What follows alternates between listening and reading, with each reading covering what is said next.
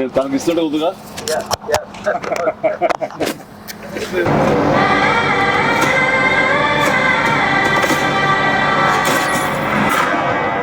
భజే వాయువేగం.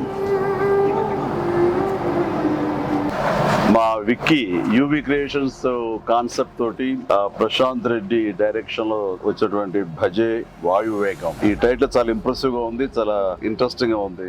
ఈ సినిమాలో ప్రత్యేకించి మా శిష్యుడు, మా అభిమాని కార్తికేయ హీరోగా నటిస్తున్న సినిమా ఇది. అండ్ తను నాకు ప్రత్యేకం. దానికి చాలా కారణాలు ఉన్నాయి.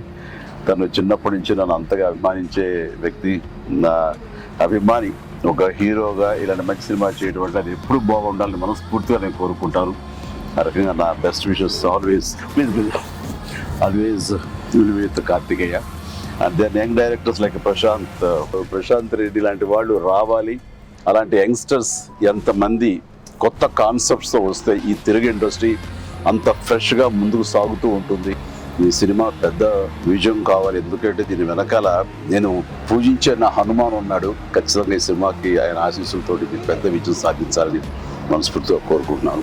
అండ్ టీజర్ చూస్తున్నంత వరకు నాకు అనిపించింది ఏంటంటే ఇది ఫాదర్ అండ్ సన్ మధ్య ఉండే ఒక చక్కటి రిలేషన్, ప్లస్ యాక్షన్ కూడా చాలా బాగుంది. ఇంతకు మించి నాకు స్టోరీ కొంచెం తెలిసినా సరే ఎక్కువ లీక్ చేయదలుచుకోలేదు, చెప్పదలుచుకోలేదు. Don't worry. So all the very best.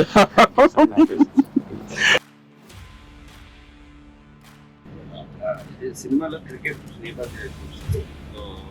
మీరు ఎప్పుడన్నా సరదాగా క్రికెట్ చిన్నప్పుడు? నేను కెప్టెన్ గా సచిన్ టెండూల్కర్ నా నెక్స్ట్ అది గుర్తుంది సార్, ఆ మ్యాచ్ చూసాము చేశాడు. అది విన్నర్ ఆ మ్యాచ్ చూశారు చాలా మంది. అది చూసేది మాత్రాన, అది నేను పార్టిసిపేట్ చేస్తే మాత్రాన నాకు బ్యాట్ పట్టుకోవడం వచ్చు, బాల్ ఎరగొట్టడం వచ్చు అనేది మాత్రం అనుకోవద్దు. నాకు అస్సలు క్రికెట్ రాదు.